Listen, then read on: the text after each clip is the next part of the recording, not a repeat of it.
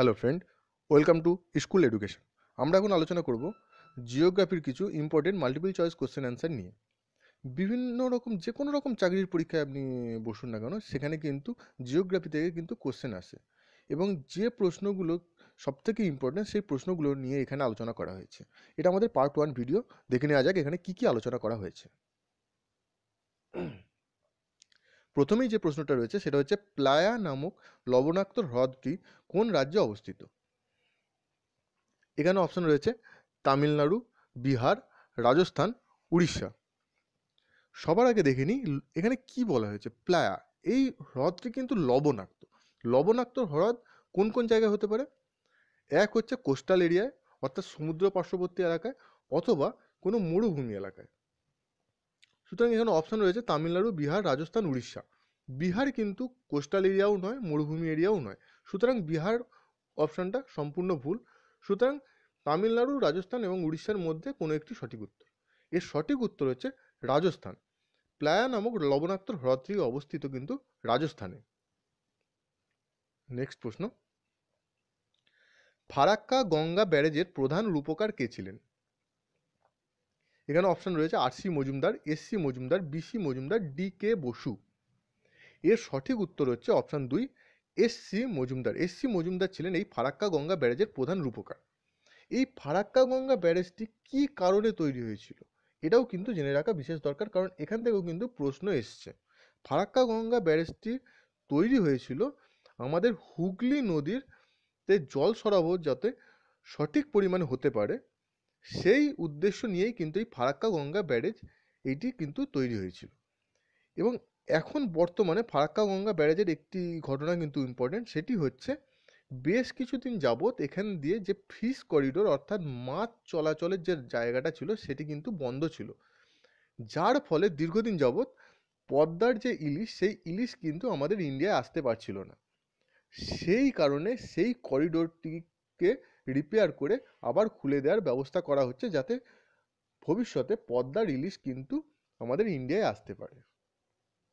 এই ফিশ করিডোরটি কিন্তু এই মুহূর্তে ইম্পর্টেন্ট ফারাক্কা গঙ্গা ব্যারেজের সঙ্গে।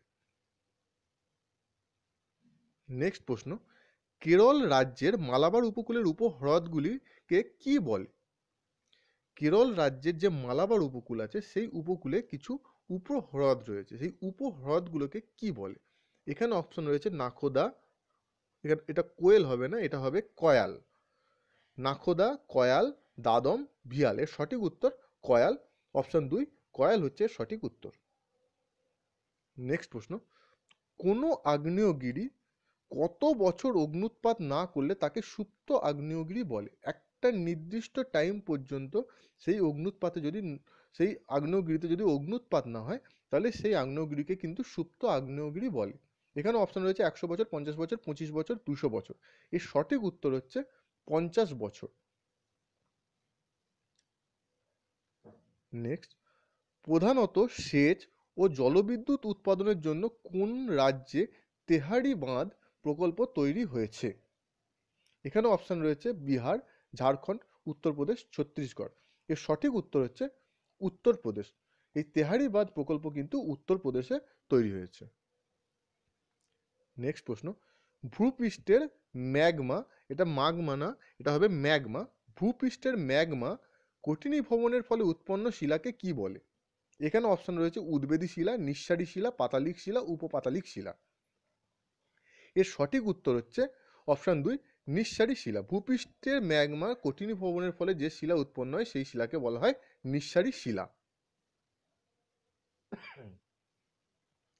বিশ্বের বৃহত্তম দ্বীপ কোনটি? এখানে অপশন রয়েছে আন্দামান, নিকোবর, গ্রিনল্যান্ড, আইসল্যান্ড। আন্দামান এবং নিকোবর এই দ্বীপগুলি কিন্তু ছোট ছোট দ্বীপের সমন্বয়ে কিন্তু গঠিত। আন্দামান এবং নিকোবর কিন্তু পৃথিবীর বৃহত্তম দ্বীপগুলির মধ্যে হবে না, এটা বোঝাই যাচ্ছে। এখানে অপশন থাকছে গ্রিনল্যান্ড এবং আইসল্যান্ড। এর সঠিক উত্তর হচ্ছে অপশন 3 গ্রিনল্যান্ড। গ্রিনল্যান্ড হচ্ছে একটি দেশ, এবং এই গোটা দেশটি হচ্ছে একটি দ্বীপ। সুতরাং বিশ্বের বৃহত্তম দ্বীপ হচ্ছে এই গ্রিনল্যান্ড, এবং এই গ্রিনল্যান্ডটি হচ্ছে একটি দেশ। ভারতের কোন শহর হ্রদের শহর নামে পরিচিত? এখানে অপশন রয়েছে ভাইজাগ, এর্নাকুলাম, হায়দ্রাবাদ, মুম্বাই। এর সঠিক উত্তর অপশন 3 হায়দ্রাবাদ। ভারতের হ্রদের শহর নামে কিন্তু পরিচিত। পোচম পদ প্রকল্প কোন নদীর উপর তৈরি হয়েছে? পোচম পদ প্রকল্প তৈরি হয়েছে গোদাবরী নদীর উপর, অর্থাৎ অপশন 1 গোদাবরী নদীর উপর তৈরি হয়েছে পোচম পদ প্রকল্প। নেক্সট, এশিয়া ও উত্তর আমেরিকা মহাদেশের বিভাজক বেরিং প্রণালীর দৈর্ঘ্য কত? এখানে অপশন রয়েছে 75 কিলোমিটার, 85 কিলোমিটার, 105 কিলোমিটার, 115 কিলোমিটার। এর সঠিক উত্তর হচ্ছে অপশন 2 85 কিলোমিটার। এই বেরিং প্রণালী না এশিয়ার পূর্বে অবস্থিত হচ্ছে রাশিয়ার পূর্ব দিক এবং উত্তর আমেরিকার পশ্চিম দিক, এর মাঝখানে অবস্থিত হচ্ছে এই বেরিং প্রণালী। এই বেরিং প্রণালীর এই রাশিয়ার পূর্ব দিক থেকে উত্তর আমেরিকার পশ্চিম দিকের এর দৈর্ঘ্য হচ্ছে 85 কিলোমিটার। এই রাশিয়া সম্বন্ধে আর একটা কথা বলে রাখি, রাশিয়া কিন্তু শুধুমাত্র এশিয়া মহাদেশে অবস্থিত নয়। যেমন আমাদের ভারতবর্ষ শুধুমাত্র এশিয়া মহাদেশের মধ্যে অবস্থিত, কিন্তু রাশিয়া একটি বৃহত্তম দেশ। এই রাশিয়া কিন্তু একটি মহাদেশের মধ্যে অবস্থিত নয়, এই রাশিয়া মহাদেশ দুটি মহাদেশের মধ্যে অবস্থিত, এবং সেই দুটি মহাদেশ কি কি? একটি হচ্ছে ইউরোপ আর একটা হচ্ছে এশিয়া। এশিয়া এবং ইউরোপের মধ্যে অবস্থিত কিন্তু এই রাশিয়ার কিছু অংশ ইউরোপে অবস্থিত, কিছু অংশ এশিয়ায় অবস্থিত। এখন এখান থেকে প্রশ্ন আসতে পারে যে রাশিয়ার সব থেকে বেশি জনগণ কোন মহাদেশে বসবাস করেন? সব থেকে জনসংখ্যা বেশি কোন মহাদেশে রাশিয়ার? সেই ক্ষেত্রে উত্তর হবে ইউরোপ, কারণ রাশিয়ার বেশিরভাগ মানুষ বসবাস করেন কিন্তু ইউরোপ মহাদেশে। এবং ভূখণ্ডের দিক দিয়ে যে রাশিয়ার সব থেকে বেশি ভূখণ্ড কোন মহাদেশে অবস্থিত, সেই ক্ষেত্রে উত্তর হবে কিন্তু এশিয়া মহাদেশে। এশিয়া মহাদেশে ভূখণ্ডের পরিমাণ বেশি, কিন্তু জনগণ বেশি বসবাস করে কিন্তু ইউরোপ মহাদেশের সেই অংশে। সুতরাং জনগণ সব থেকে বেশি বসবাস করে ইউরোপ মহাদেশের অংশে, এবং সব থেকে বেশি ভূখণ্ড কিন্তু এশিয়া মহাদেশের দিকে। এশিয়া মহাদেশের দিকে যে ভূখণ্ড, সেই ভূখণ্ড জনবসতির পক্ষে সবসময় সুগম নয়, সেই জন্য কিন্তু ম্যাক্সিমাম যে জনবসতি সেটা কিন্তু ইউরোপের দিকে। এখান থেকেও কিন্তু প্রশ্ন আসতে পারে। নেক্সট হচ্ছে আন্দামান ও নিকোবরের কত শতাংশ জমিতে চাষ হয়? এখানে অপশন রয়েছে 10%, 15%, 20%, 1%। আন্দামান এবং নিকোবর এটি ছোট ছোট দ্বীপ সমূহ নিয়ে কিন্তু এটি তৈরি হয়েছে। এই ছোট ছোট দ্বীপগুলিতে পাহাড় রয়েছে এবং চতুর্দিকে রয়েছে সমুদ্র, সেই কারণে কিন্তু এখানকার মাটি লবণাক্ত, এখানে চাষবাস হওয়া কিন্তু খুবই কঠিন। সুতরাং এখানে সঠিক উত্তর হচ্ছে 1%। অনেক সময় কনসেপ্টে আপনাদের উত্তর দিতে হবে, কনসেপ্ট ক্লিয়ার থাকলে এই প্রশ্নগুলোর উত্তর দেওয়া কিন্তু খুব সহজ। সুতরাং আন্দামান ও নিকোবরের 1% জমিতে কিন্তু চাষাবাদ হয়। নেক্সট প্রশ্ন, আন্দামান ও নিকোবর দ্বীপপুঞ্জের সড়কপথের দৈর্ঘ্য কত? এখানে অপশন রয়েছে 1055 কিলোমিটার, 1255 কিলোমিটার, 1155 কিলোমিটার, 733 কিলোমিটার। এর সঠিক উত্তর হচ্ছে অপশন 4 733 কিলোমিটার হচ্ছে আন্দামান ও নিকোবর দ্বীপপুঞ্জের সড়কপথের দৈর্ঘ্য। এখানে যে অপশনটা রয়েছে 1255 কিলোমিটার, এই 1255 কিলোমিটারটাও কিন্তু খুব ইম্পর্টেন্ট একটি দৈর্ঘ্য হিসাবে। সেটি হচ্ছে কলকাতা থেকে আন্দামানের রাজধানী পোর্ট ব্লেয়ার, এর দূরত্ব কিন্তু হচ্ছে 1255 কিলোমিটার। এই প্রশ্নটাও কিন্তু এইভাবে আসতে পারে যে কলকাতা থেকে পোর্ট ব্লেয়ারের দূরত্ব কত, সেই ক্ষেত্রে উত্তর হবে কিন্তু 1255 কিলোমিটার। নেক্সট প্রশ্ন, ভূমির প্রাথমিক ঢালের উপর নির্ভর করে যে নদীর গতিপথ নিয়ন্ত্রিত হয় তাকে কি বলে? প্রশ্নটা ভালো করে বুঝতে হবে। ভূমির প্রাথমিক ঢালের উপর নির্ভর করে যে নদীর গতিপথ নিয়ন্ত্রিত হয় তাকে কি বলে? এখানে অপশন রয়েছে অধিরোপিত নদী, অনুগামী নদী, উপনদী, শাখা নদী। এখান থেকে দেখে বোঝাই যাচ্ছে যে উপনদী এবং শাখা নদী, এই অপশন দুটো সঠিক হবে না, কারণ উপনদী সেই নদীগুলোকে বলে যে নদীগুলি অন্য কোনো জায়গা থেকে উৎপন্ন হয়ে কোনো একটি বৃহত্তম নদীতে এসে পতিত হয় সেই নদীগুলোকে বলা হয় উপনদী, সেই নদীর উপনদী। এবং শাখা নদী কোনগুলোকে বলা হয়? শাখা নদী হচ্ছে কোনো নদী থেকে তার শাখা হিসাবে কোনো নদী যদি বেরিয়ে অন্য কোনো জায়গায় গিয়ে সমুদ্রে কোনো নদীতে বা হ্রদে গিয়ে মিলিত হয়, সেই নদীগুলোকে বলা হয় কিন্তু শাখা নদী। সুতরাং বোঝাই যাচ্ছে যে উপনদী এবং শাখা নদী এখানে কিন্তু সঠিক উত্তর নয়। সুতরাং এর সঠিক উত্তর হচ্ছে অপশন 2, অনুগামী নদী। ভূমির প্রাথমিক ঢালের উপর নির্ভর করে যে নদীগুলি গতিপথ নিয়ন্ত্রণ করে তাকে বলা হয় অনুগামী নদী।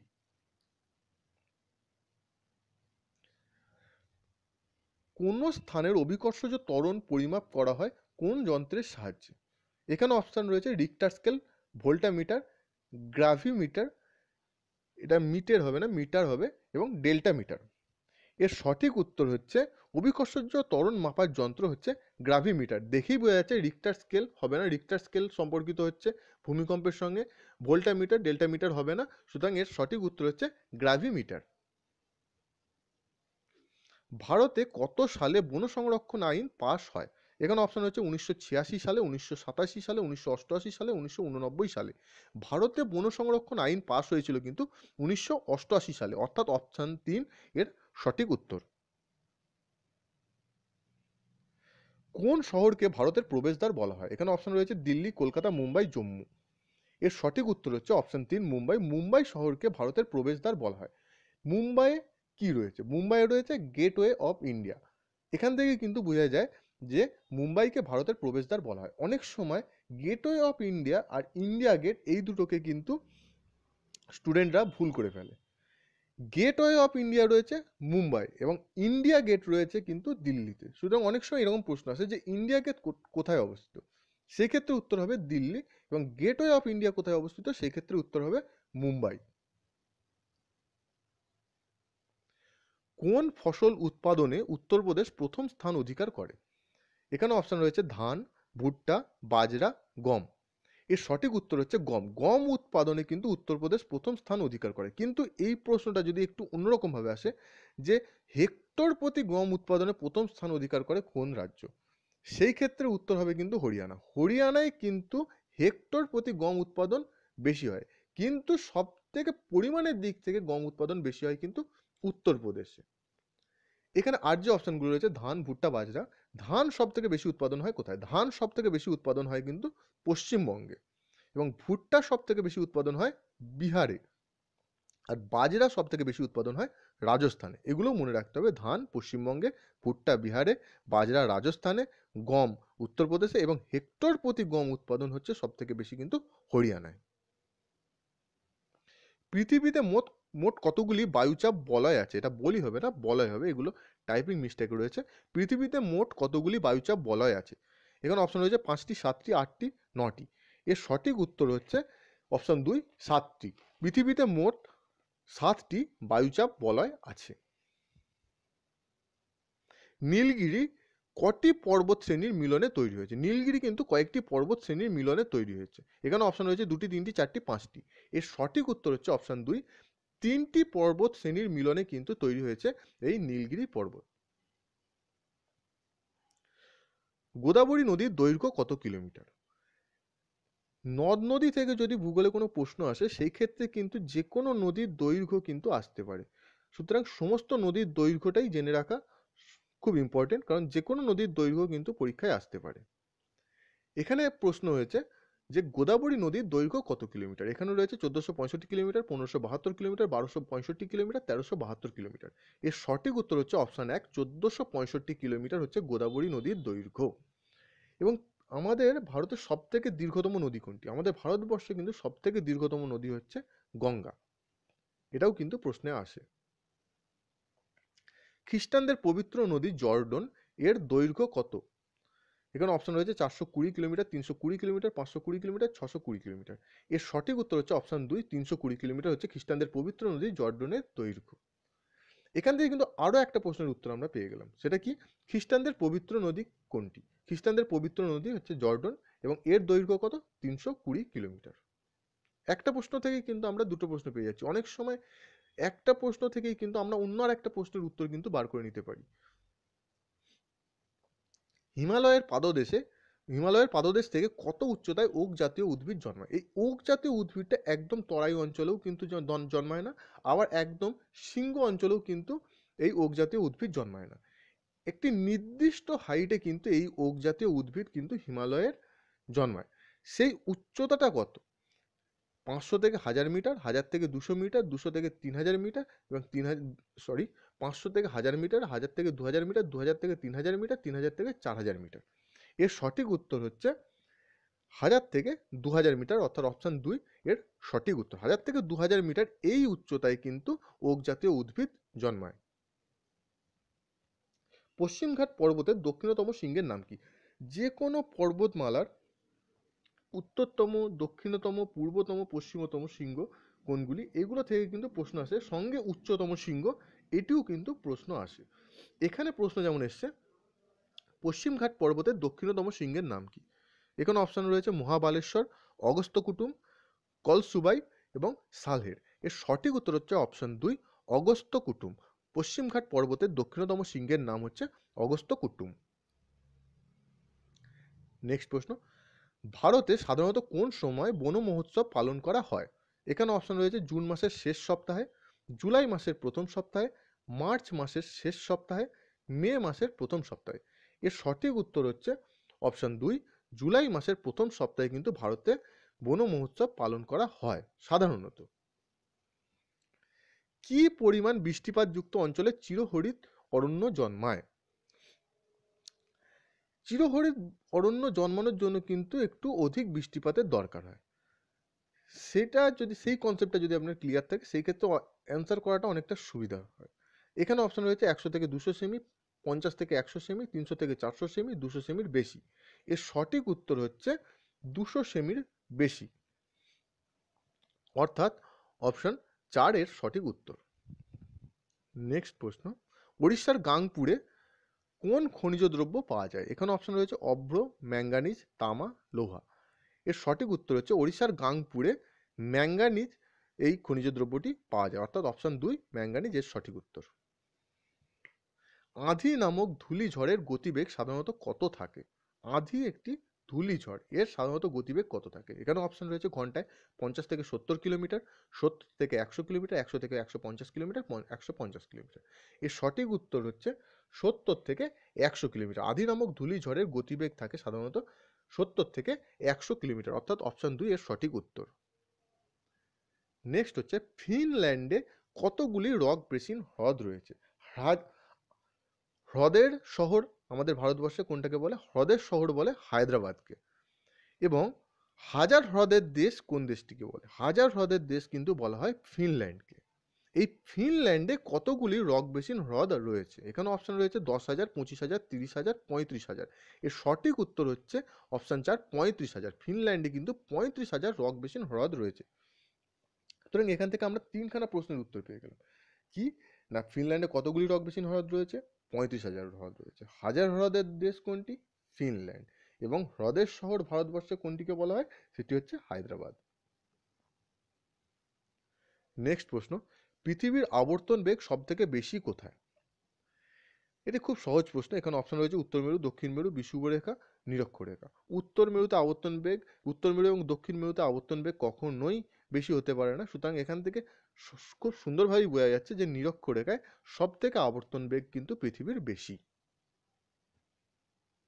বৈকাল হ্রদের গভীরতা কত? এখানে অপশন রয়েছে 1520 কিলোমিটার, কিলোমিটার না সরি, এটা metre, 1520 metre, 1620 metre, 1650 metre, 1570 metre. Baikal হ্রদের গভীরতা হচ্ছে 1620 মিটার।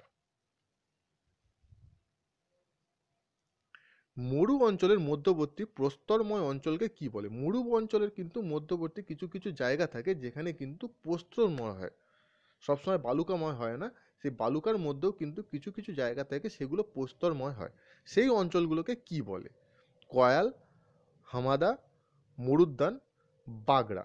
আমরা আগেই দেখেছি কয়াল কোনগুলোকে বলে, যে কেরলের মালাবার উপকূলে যে উপহ্রদগুলি রয়েছে সেই উপহ্রদগুলিকে বলা হয় কয়াল।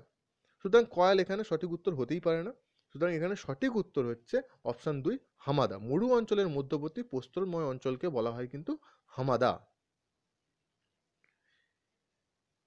পৃথিবীকে নিম্নতম হ্রদ, পৃথিবীতে সব থেকে নিম্নতম যে হ্রদ, সেই মৃত সাগর হ্রদ, এটি সমুদ্রপৃষ্ঠ থেকে কত নিচে অবস্থিত?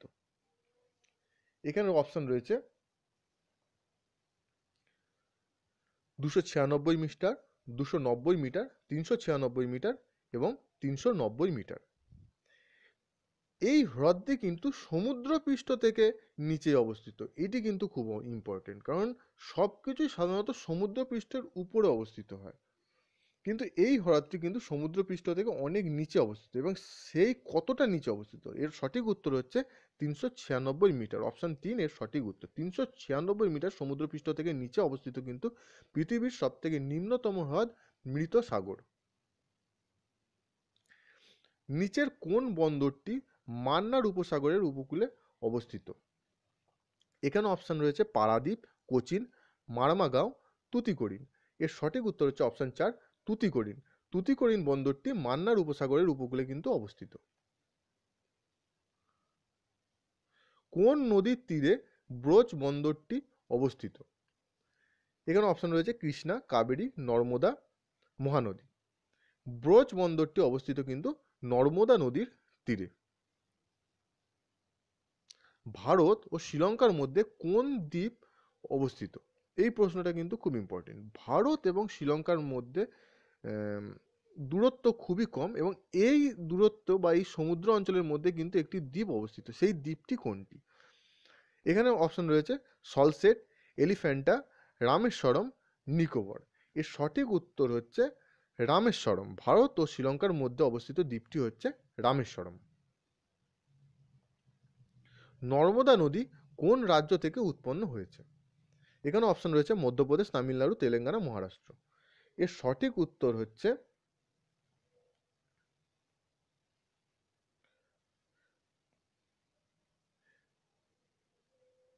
নর্মদা নদী উৎপন্ন হয়েছে কিন্তু মধ্যপ্রদেশ থেকে।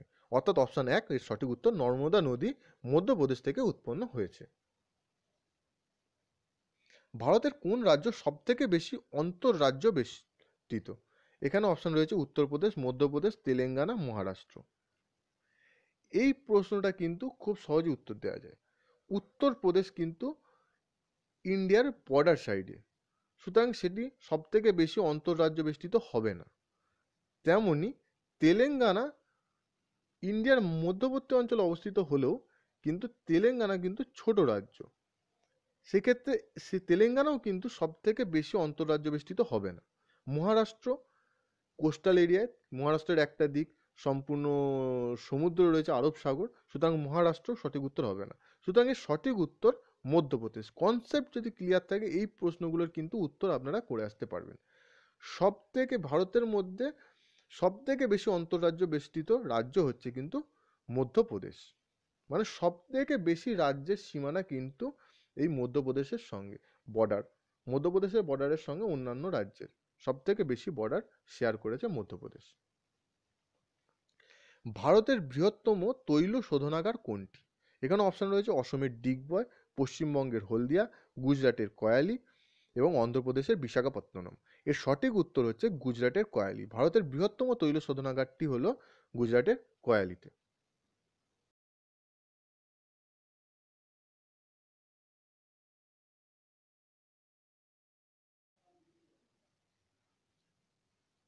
ভারতের সবথেকে পুরনো পর্বতমালা কোনটি? এখানে অপশন রয়েছে হিমালয়, আরাবল্লী, বিন্ধ্য, শিবালিক। এর সঠিক উত্তর হচ্ছে অপশন 2, আরাবল্লী। আরাবল্লী হচ্ছে সব থেকে পুরনো পর্বতমালা। নেক্সট, ভূপৃষ্ঠে কয়টি উচ্চচাপ বলয় আছে? এখানেও এটা বলি ভুল আছে, এটা হচ্ছে বলয়। ভূপৃষ্ঠে কয়টি উচ্চচাপ বলয় আছে? এখানে অপশন রয়েছে 3টি, 4টি, 5টি, 6টি। এর সঠিক উত্তর হচ্ছে 4টি। ভূপৃষ্ঠে 4টি উচ্চচাপ বলয় আছে। আজকের ভিডিও এই পর্যন্তই। আশা করি আপনাদের ভালো লেগেছে। যদি ভালো লাগে অবশ্যই লাইক করুন, কমেন্টস করুন। ভিডিওটা কেমন লাগলো কমেন্টস করুন। আরও ভিডিওটা কিভাবে ভালো বানানো যেতে পারে সেগুলো কমেন্টস করুন। এবং অবশ্যই আমাদের এই চ্যানেল সাবস্ক্রাইব করুন, যাতে আমাদের সঙ্গে আপনারা যুক্ত থাকতে পারেন এবং আমাদের নেক্সট ভিডিওগুলোর নোটিফিকেশান আপনারা পেতে পারেন। যদি ভিডিওটা ভালো লাগে অবশ্যই আপনারা ভিডিওটি বিভিন্ন রকম সোশ্যাল মিডিয়ায় আপনারা শেয়ার করুন, যাতে অন্যান্য স্টুডেন্টরা এই ভিডিওটি দেখে উপকৃত হতে পারে। ধন্যবাদ।